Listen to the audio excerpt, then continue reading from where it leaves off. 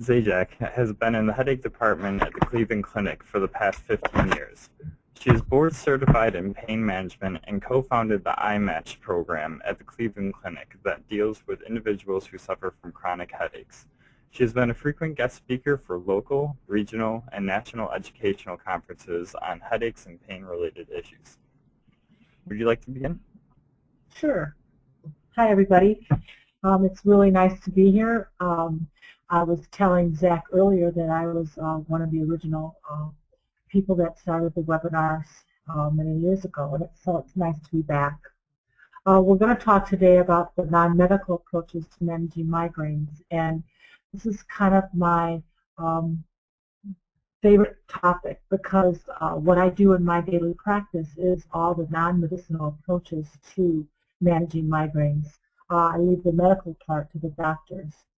We're going to overview the topics that are going to be discussed, and I'm going to really encourage you to ask me a lot of questions because I have a lot of knowledge when it comes to just managing the day-to-day health care of yourself without putting a pill in your mouth.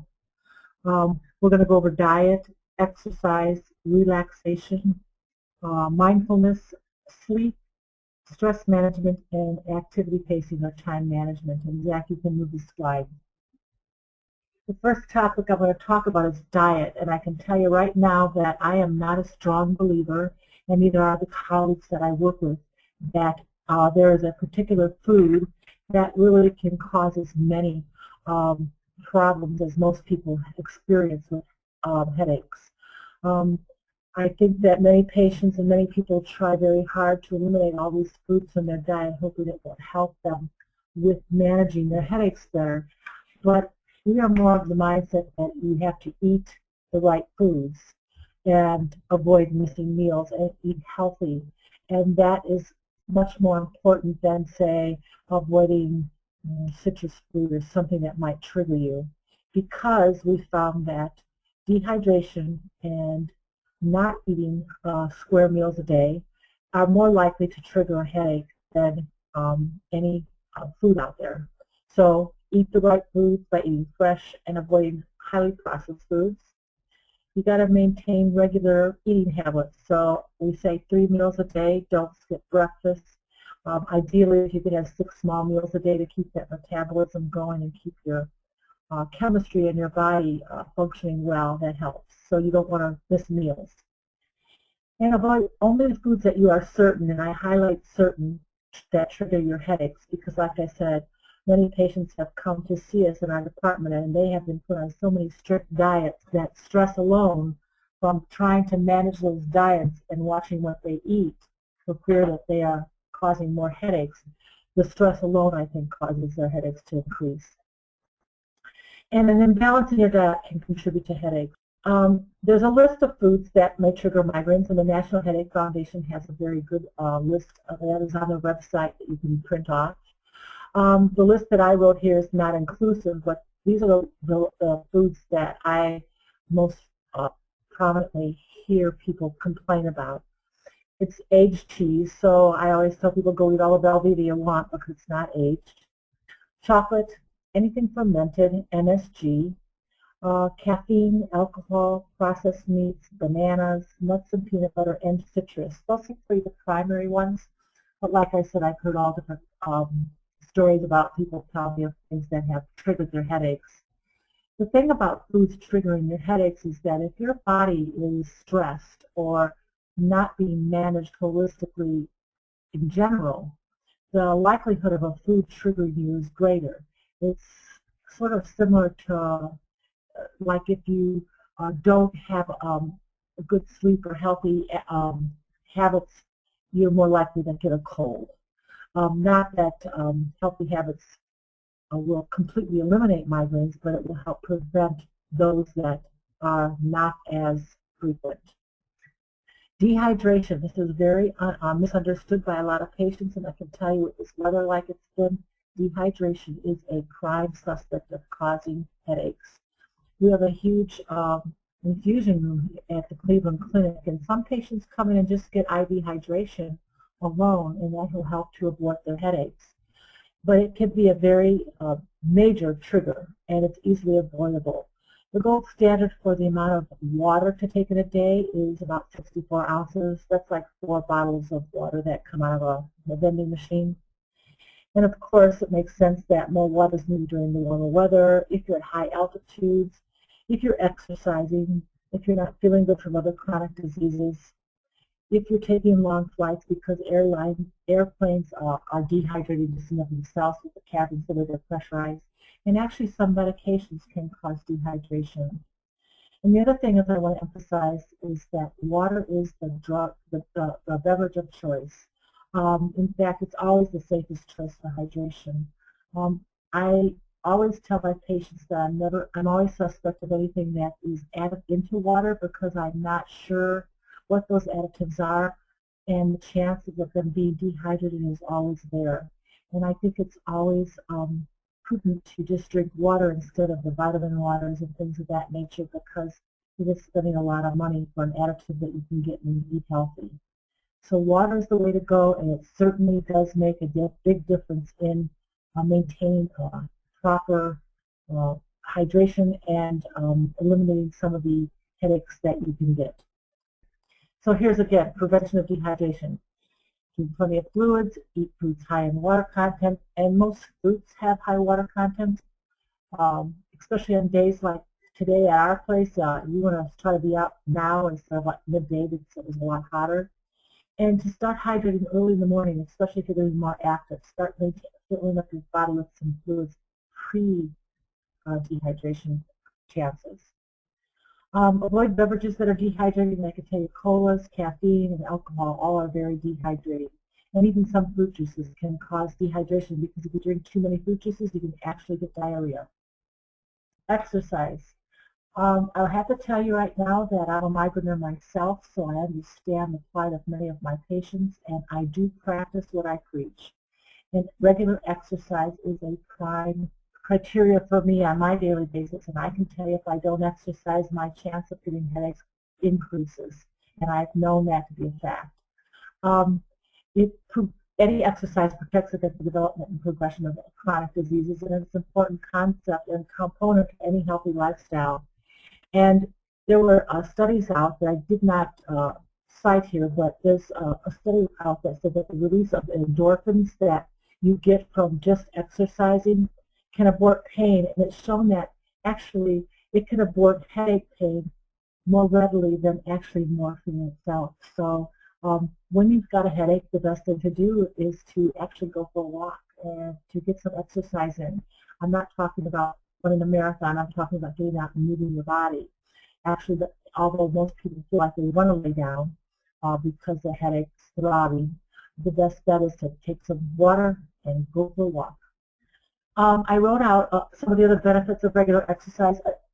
Above and beyond headache is the cardiovascular system. It strengthens our heart, improves its function, it lowers your blood pressure and decreases cholesterol. And lowering blood pressure can also help with headaches in the long run because some people can get triggered with migraines or any other type of headache just through elevation of their blood pressure. And the pulmonary system, it increases the oxygen that's carried throughout the body to produce energy. And actually, by becoming more regularly exercise active, it means that we are going to be able to tolerate periods of activity even in spite of headaches. So regular exercise means that you will have to do extra exercise to actually make your headaches worse if you get one. Your muscles get larger, your bones become more dense, reducing the chance of fractures, and our tissues become more flexible. We get better coordination, the chance of exercise helping us to stave off Alzheimer's or any kind of deterioration in our mental health is greatly increased by exercising, and actually it improves your body awareness and it makes you feel good about yourself. And just improving your body awareness and making you feel better about yourself helps to eliminate some of that depression and stress that comes along with headaches. The immune system. Exercise is helpful in decreasing the incidence of colds and flus, as well as major illnesses like cancer and diabetes. And like I said before, the emotional health, it decreases your stress, it helps you to sleep, It reduces your tension and anxiety and the self-confidence that you get from being physically active and that endorphin that is released in the exercise itself. Okay, the next thing we're going to talk about is relaxation. In my program called iMatch that we have at Headache Clinic, we teach 4 different types of relaxation techniques. There are a lot out there. I always tell patients, whatever relaxes you, you should do. And so if you felt like you needed to stand on your head in the corner and that produced relaxation for you, well, by all means, please do that. And don't try to practice a relaxation technique that's not comfortable for you, or try to practice relaxation when you're under severe strain or high elevation of your headaches at the moment. Relaxation should be practiced when you're feeling well, so that when you have to relax yourself in times of stress or high pain levels, you'll be much easier and readily able to do that.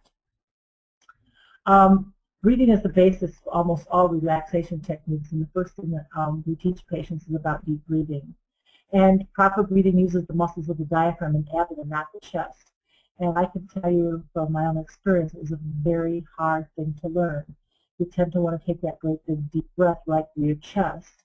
So just the mechanism of trying to breathe from your stomach and your abdomen and your diaphragm makes you have to really concentrate on how you're breathing. So as much as deep breathing helps for the oxygenation that you get in the relaxation, I think the diversion and the concentration that it takes to perform that task helps immensely. When you use proper diaphragmatic breathing, it gives you more oxygen for less work. And it can be done any place. So even in the middle of a crowd of people or in a quiet time in your bedroom, you don't have to stop and get away from what you're doing to just do some deep breathing. The other types of relaxation techniques that we have at our program teach are progressive muscle relaxation.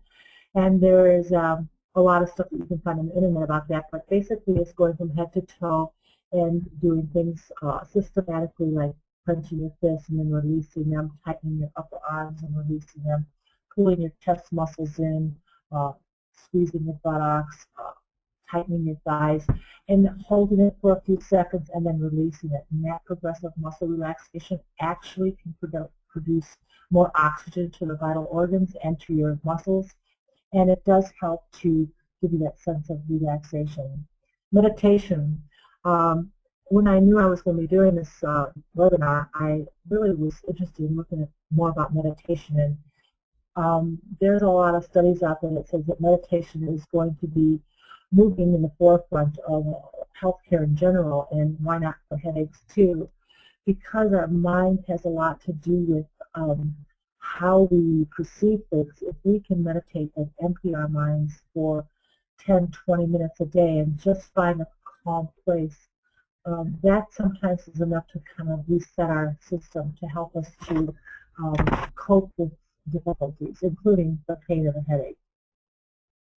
Autogenics is another form of relaxation that we teach, and autogenics is going from head to toe or toe to head, whichever you prefer, and systematically visualizing in your head what it's like to feel your body parts become heavy and warm.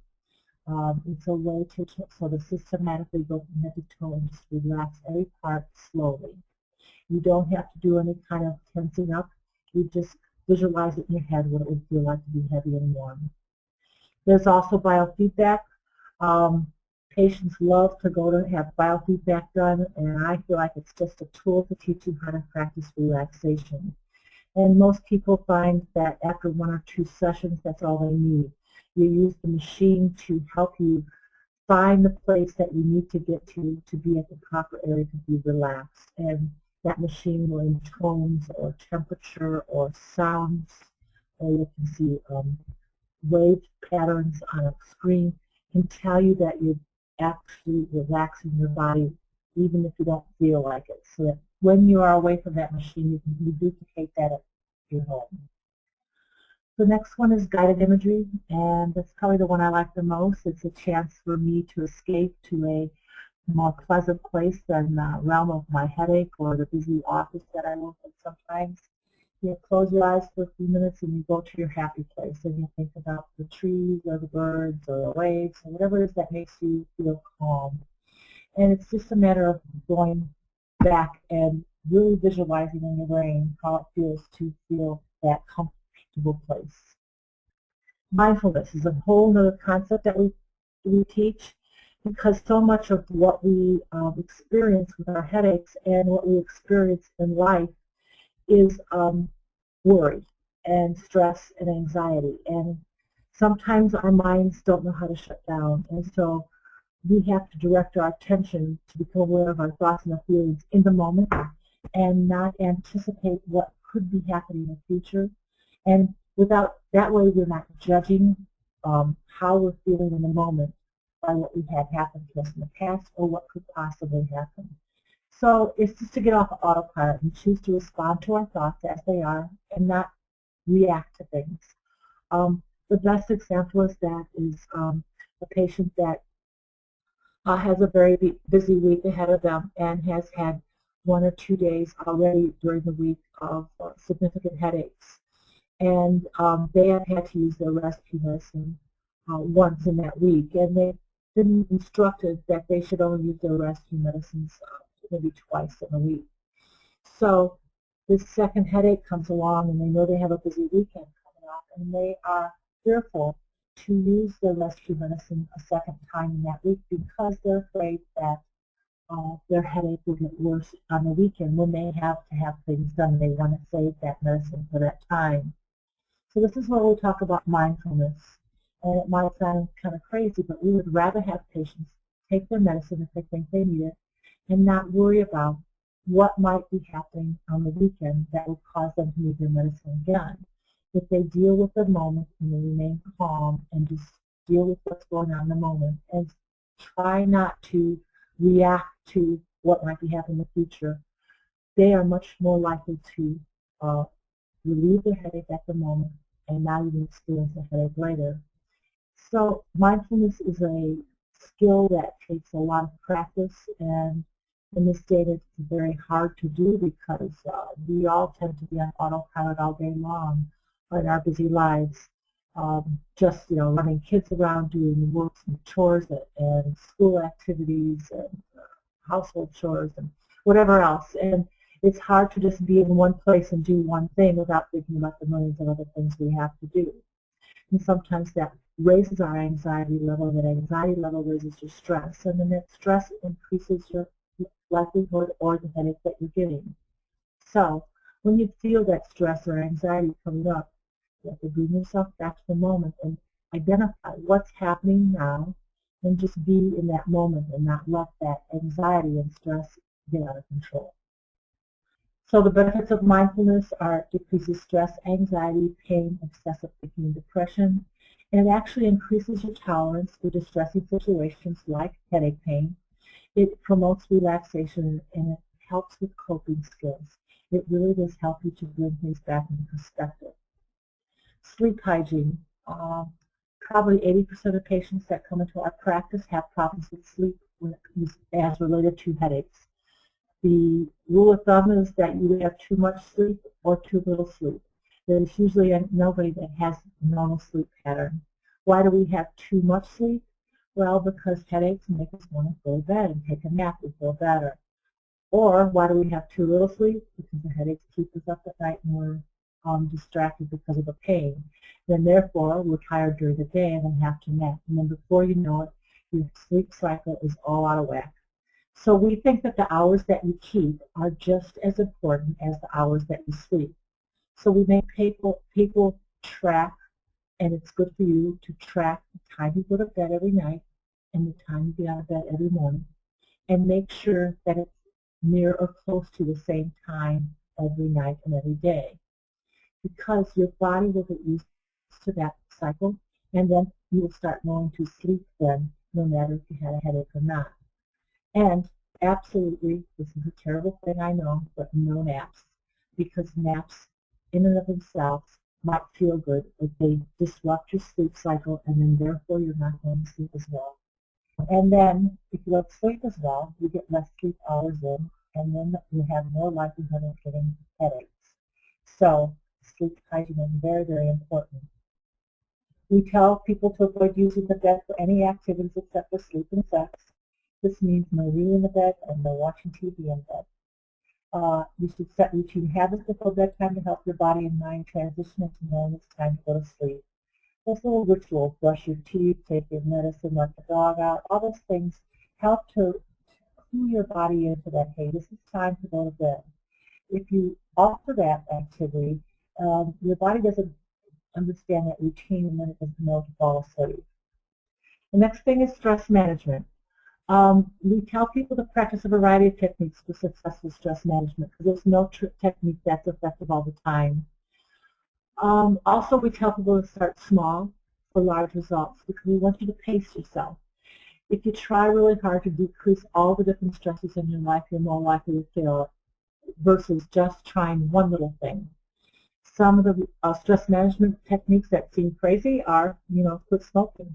That is a huge reduction of stress, and also it helps very much for headaches because nicotine itself is a trigger for headaches in many cases, and people, although they find it relaxing, it actually is an addictive form of a vasoconstrictor, and it is not good. It's sort of like a caffeine product. You use it too much, you become addicted to it, and your body gets used to it.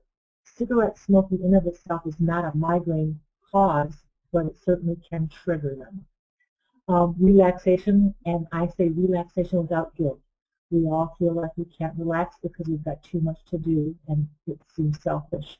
I want you to do relaxation without guilt.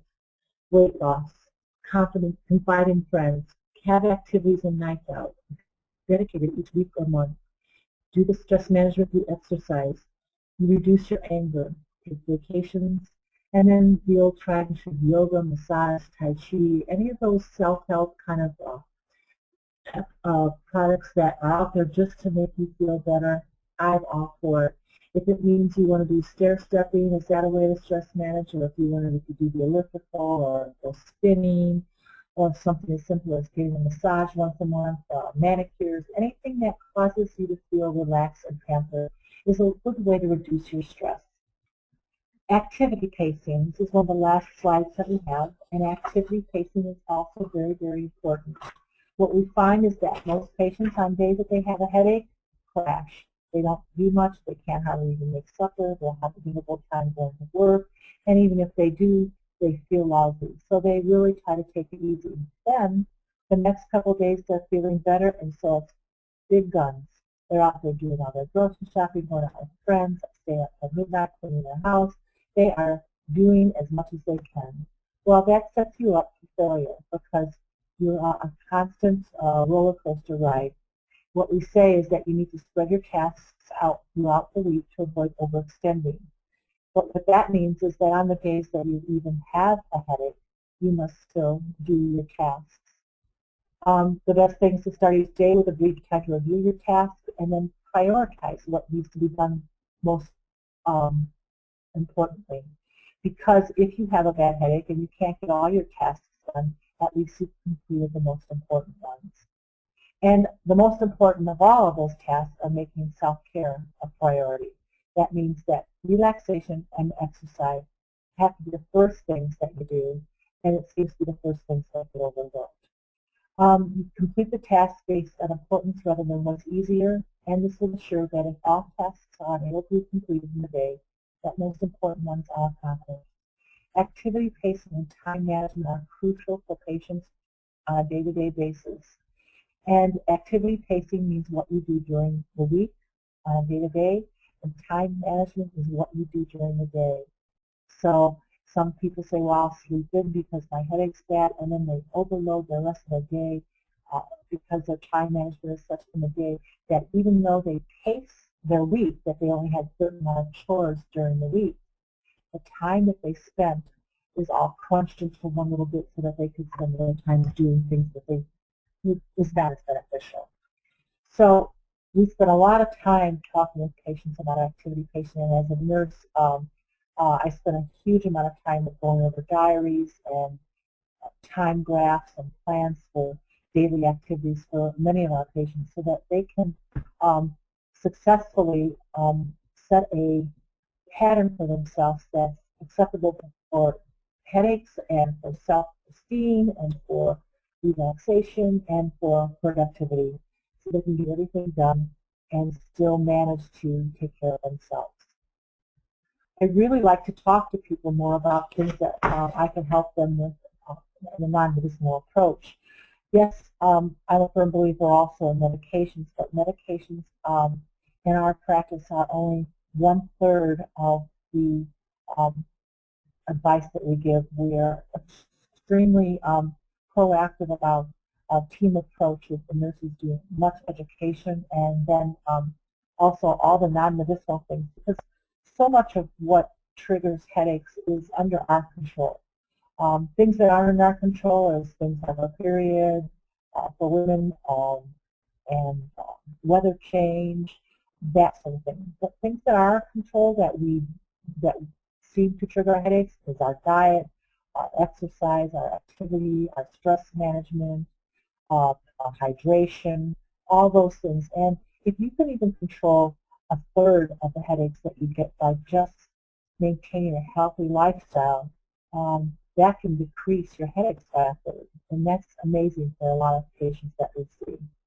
So I hope I've given you a little bit of information. There's so much that's out there that I could talk for 5 hours. So any questions that you might have, I'm really more than welcome to talk to you about it. And let's get started. Our first question is from Carol, and she's actually asking about magnesium. And what can you tell us about using magnesium for the prevention of migraines? Magnesium is great. Use it all the time. The only side effect that's bad for magnesium users is that if you take too much, you get diarrhea. So magnesium is a great option that is, sort of medicinal, but not really. It's a nice supplement. It is a natural pain reliever for everything besides headaches. So we use it routinely on all of our chronic headache patients, and especially for pregnant patients and for patients that really don't want to take medicines. We've had a few patients that will even take extra magnesium a week or two before their period, especially if they know that that's when their headaches are going to come on. It helps to abort that. We've had some patients that take it as instead of their pain medicine when they have a headache. But on the average, we say 400 milligrams a day. And it should be magnesium oxide because it is most easily tolerated in the stomach. Because, like I said, magnesium comes in all types of preparations. Milk with magnesium, magnesium citrate, those can cause diarrhea. And that's actually what they use for people who have constipation. But magnesium oxide is the one that we most highly recommend. And there's nothing wrong with 400 milligrams a day. Like I said, the only side effect would be diarrhea. I hope that helps. All right. We also have a question about light sensitivity. Dolores says, what do you suggest for light sensitivity other than sunglasses? She's bothered by lights even at night. Okay. Well, you're not going to like this answer, Dolores. Take those sunglasses off. Because light sensitivity is real, but you have acclimated your body into needing those sunglasses so that you cannot tolerate any light. So you have to get rid of those sunglasses. It's a chore and it takes some practice, but patients that come into our office or patients that come into the program that we have called iMatch, that's the first thing that comes off their head is their glasses. Because until you get your eyes and your body used to being out in normal daylight. Now I'm not talking bright sunlight that any person, even without headaches, wears sunglasses. I'm talking about grocery stores, in your house, just on a cloudy day. Those sunglasses have to come off. And so I never recommend them. It's counterproductive for you. You've actually trained your body to need them. All right, so our next question is from Tracy, and she's asked, have you found anything to help with weather-related migraines? Nothing. I wish we could all move to sunny San Diego where the temperature was 75, but I hear even people in San Diego get headaches. it seems that we all suffer for different reasons. Some don't like the hot, some don't like the cold. You know, I have patients that track barometric pressure, but I don't think that that is productive. What happens is that if you can control the other things that you have control over, like if you can maintain good sleep, good hydration, exercise, eat right, do all those things, when that storm comes along or when something else weather-related that usually triggers you, it will take more because you're less vulnerable, because you're maintaining other parts of your lifestyle to help you avoid that other trigger. Weather is not one of those things that we can do. All right. Christine asks, so what do you recommend when you have a bad headache and cannot nap or lie down in a dark room? What do I recommend? Wow, that's a big question. I recommend a lot of things. First thing is I recommend you go for a walk. I recommend you drink lots of water. I recommend that you practice diversion, relaxation. I don't recommend you take a nap, and I don't recommend you go lay down in a dark room. Um, it's just something that none of the doctors where we work do recommend. It's just counterproductive because depending on the frequency of your headaches, you could spend your life in a dark room. So if you have a headache once a month and taking a short nap is all you need once a month, well, then there's no problem with that. But what ends up happening many times is you become habituated to doing that, and as it becomes, a headache becomes more frequent or things like that, before you know it, you've built a monster. And so we say, don't ever take a nap, don't ever lay down if you can't help it. Exercise, again, it sounds crazy, but when you have a headache, go for a nice walk out in the fresh air. I know some people say, well, I live in the middle of the winter time and I can't do that.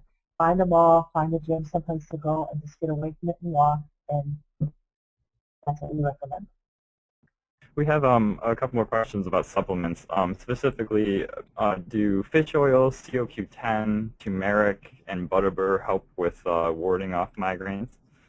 Butterbur is the only supplement right now that has been approved by the American Headache Society and the NHF and International Headache Society as a preventative. Some of the doctors that I work with have controversy over how many milligrams and what brand, but you know, any butterbur is okay as far as I'm concerned, and it is the only one, like I said, that is recognized by a headache specialist as a preventative. Now, I've never heard anybody say anything about turmeric. CoQ10 is readily used and always recommended. We have people take between 300 and 400 milligrams of CoQ10. It usually comes between 100 and 150 milligram tablets. That's usually 2 a day. And I forgot the other one you said. What was the other one? The last one was fish oil. Fish oil. No evidence that fish oil is of any benefit whatsoever. So CoQ10 and butterbur are the 2 biggies. Yes, use them. And then Bethany asks, in your program, is there any form of expressive therapies used, such as dance or movement therapy, that are very much focus on mind-body connection? Right now there is not. There is yoga, and that's about it. But it is an excellent suggestion that we would love to use. Right now our program is 3 weeks long, and we have a hard time fitting everything that we need to get in the 3 weeks without prolonging the program. We have talked about even things that sound counterintuitive, but we've even talked about using drumming. People would think, oh my gosh, that noise would make you crazy, but actually the rhythmic musical drumming seems to be of benefit for some people. So we've got it. It's all in the future. I think it's an excellent choice for the mind-body connection. It would be a form of relaxation as far as I was concerned, and we would recommend it. And then Janine asks, do you feel that acupuncture is effective for migraine relief and or prevention? And if so, do you feel it is just the resulting relaxation? I think it's a little of both.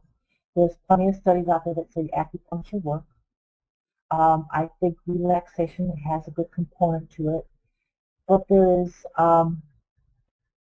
we had one doctor that was doing acupuncture all the time and stopped using it in her practice because it was not as effective as other treatments that she had found. And the fact that it has to be done so frequently for most patients, it wasn't readily available and easily provided to a large amount of people. It's very time consuming and it isn't as long lasting as we would like. So we think that other techniques that are taught that patients can teach themselves to do, regulating of their own health concerns, has been much more beneficial. There is literature out there that says acupuncture is effective, but like I said, we think we stop using it and stop recommending it. Calissa says that aerobic exercise seems to be a migraine trigger for her. She's really frustrated by that, and she's not sure which way is the best way to handle that. It definitely is a migraine trigger. Aerobic exercise triggers migraines, especially in people that are susceptible to migraines. And that goes back to the exercise that I talked about before. If you exercise 30 minutes a day at a certain level, if you're prone to getting a migraine or vulnerable at migraine time, it will take more than that 30 minutes that you're accustomed to produce more of a migraine. One of the diagnostic criteria to say that you have a migraine is that it does get worse with physical activity. But we also know that the actual act of physical activity can, when you get to that point, it can reduce the frequency and the severity of the migraines you get. So it's sort of a catch-22. You have to exercise every day so that your body is used to that, so that when you get a headache, you can maintain that exercise. And then if you have a headache, you have to do more than your routine to make it worse. It's just that so many of us are fairly sedentary because we get the migraines that when we do try to even do anything, it makes our headaches worse. So we sort of have to set the bar higher. And it does work. And our patients that come into our 3-week program are usually not acclimated to exercise at all. And that's the one thing they think they're the coolest people to work with. They're going to go to the gym every day for an hour and work out. By the end of the 3 weeks, they find that even in the worst headache times, they go work out in the gym and actually it improves their headache, and they're surprised and shocked by that. All right. Kathy S., has your clinic had any success with treating with Botox? Oh yes, Botox is very effective. It's very, very good for chronic migraine sufferers. The success rate is dependent, but you know, the cost and the insurance companies make it very difficult to get Botox. The effects are lasting from 2 to 3 months at a time. It takes about 7 to 10 days for it to take effect once you get it. But we have had patients that it doesn't totally get rid of your headache, but it certainly can reduce the severity and the frequency. And we have a large population of patients that get Botox with very good effects. Yes, absolutely. Tracy says that whenever she mentions that she has migraine, everyone wants to give a suggestion. And the one that she found interesting is that when you have a migraine, you should put your feet in warm or hot water and ice on your neck. Is there any reasoning why this would help with relaxation or just helping relieve the pain? Ice is a vasoconstrictor, so if you're a natural tissue reducer. So one of the components of getting a headache or migraines is that your blood vessels dilate. So ice would possibly make that a little, make them constrict. And some people, ice is soothing. Feet in hot water, I've never heard of such a thing, although it might be good to have a foot massage along with it and pedicure, which would cause relaxation. But you know, the stories that our patients tell us about what people have suggested they do are amazing. Again, I guess I could go back to that. If it works for you, go ahead and do it. There is no scientific evidence to say that putting your feet in warm water helps. I suppose there could be some validity to the ice on the neck, just like ice on your head or anywhere. When you have inflammation, and that's in essence what happens in your brain, the vessels and the tissues get inflamed, so it might be comforting. I find ice rather horrible, so I would have something warm on me, but yeah, it could work, certainly. Yeah, on Facebook, actually, quite a few people say that heat is better for them on their neck, and other people say that ice is better for them on their neck. So it seems to be split in that regards, whichever people find more comfortable. Absolutely. I think it's whatever works for you because it's no, there is nothing that says 100% of the time, ice is the way to go. No, it just depends. What's what feels comfortable for you. It's all about relaxing you more than anything, I think. Christina asked another question about supplements. She's wondering about vitamin B2 and taking 200 milligrams of that in the morning and night. She's wondering if that's still a recommended thing along the supplemental line. Yes, vitamin B2 or riboflavin is still a recommended thing. 200 milligrams twice a day, so it's a total of 400 milligrams. There's a product out there. There's a couple of them out there that are branded that have magnesium and riboflavin and in combination in one pill and the right dosage. I don't want to promote any names, so you can look online. I'm sure you can find them. They're very costly, so it's better to take them. Just go to some, supplement store. Puritan Plus online is pretty reasonable for their products, and it's cheaper to take them separate. Again, supplements, not cures, but certainly helpful. Carol's wondering if you have heard anything about the Cephally device that sends out electrical impulses, which permits selective stimulation of nerve fibers for migraine prevention. Yes, in fact, I have a patient that's got that right now. She finds it very beneficial. There's leads that are up into the forehead area and some that go down into her neck, and she can set the pulsing as she likes. She's found it very effective, although she's still significantly disabled from her headaches, so it makes me wonder how much of it is just a technical piece that helps her feel in control, because although she has this device that stimulates the nerves in the different areas of her head and neck, she still felt the need to come to a program like we have to learn how to manage her headaches because they're still out of control. So I'm always concerned about when something has to be done to you to get relief versus you learning to do something to you yourself to help. Because what we do for ourselves and our lifestyle changes are much more powerful and long-lasting than a machine or a pill or a procedure.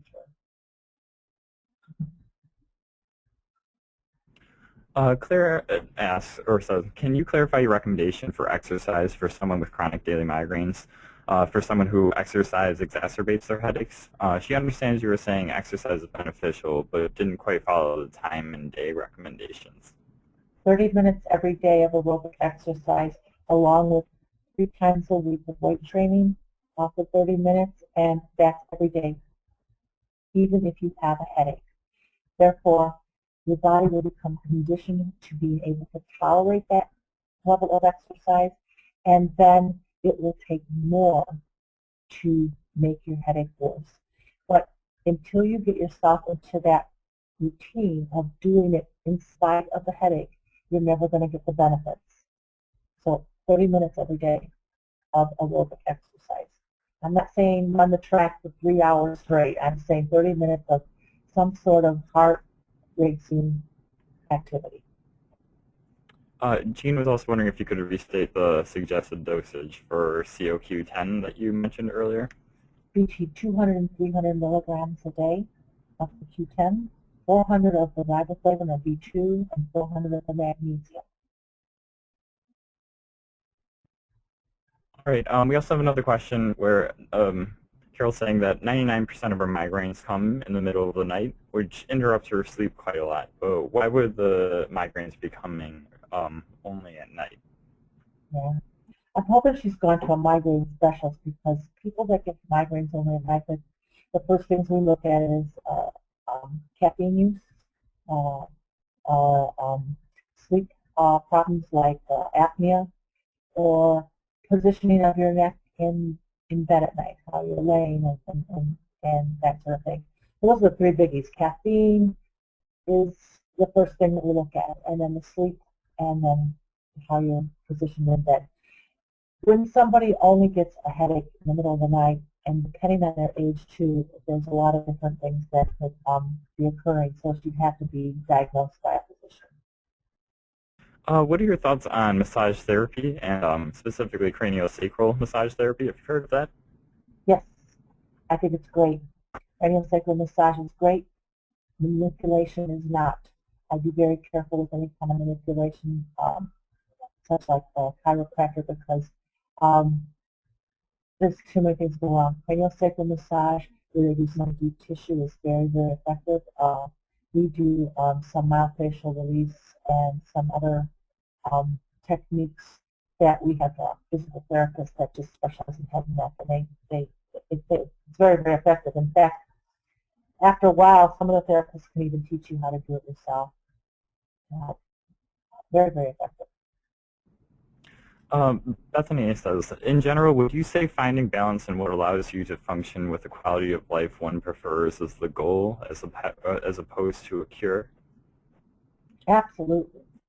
But if you're finding, that's absolutely true, because first of all, anybody that has migraines has to know by now that there is no cure. If there was, we wouldn't be doing this talk. But finding a balance doesn't mean that you have given up and said your balance is sitting and watching Judge Judy all day. I want everybody to have a healthy, active, and productive life. And so getting the inner ability to recognize that this isn't a cure and how do you move forward with the disease that you have is the most important thing. And so that's why we teach a really holistic approach to managing your headaches. And truly, managing your headaches is not all about medicine. It's much more about managing your lifestyle. And how you act every day really affects your level of being able to control the frequency of your migraines. Truly. You can't control the things like weather, but there are so many things that you have control over with good, balanced lifestyle. Absolutely. Very successful in our program. 75% success just in function alone. Jackie is saying, I'm 56 and have 99% of my headaches when I wake up in the morning. And I've tried a high pillow, a low pillow, and a buckwheat pillow with no improvement. Is there any possibility that means there's a neck alignment or a neck alignment relation? Could be. At 56 years old, I'd like to know how long she's had the headaches that she wakes up in the middle of the night.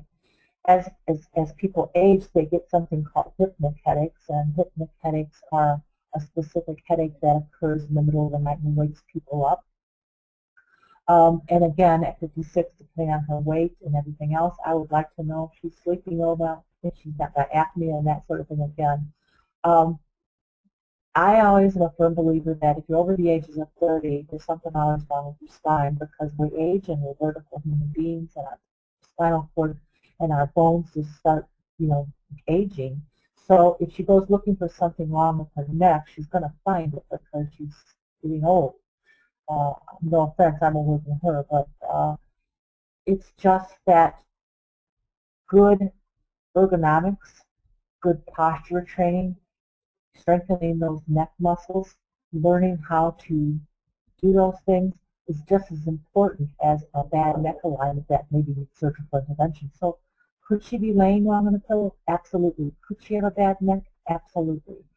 Could that be the only reason that she's waking up like that with a headache?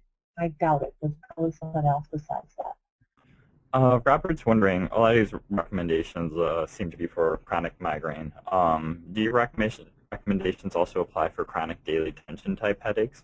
Yes, absolutely. In fact, more, because tension type headaches are not precipitated by odors and things that we have no control over. Tension type headaches, really, we have a lot more non-medicinal ways to control it. One of them being what the other lady had asked about her neck. Learning the ergonomics and learning exercise and learning how to relieve that tension in the neck and stress management. Those things boy, I love to see a attention type headache patient in my practice because they're the easiest ones to fix with non-medicinal things. All right, well, that's actually all the questions we have for today, so we're going to wrap this up just a little short. And thank you very much, Deborah.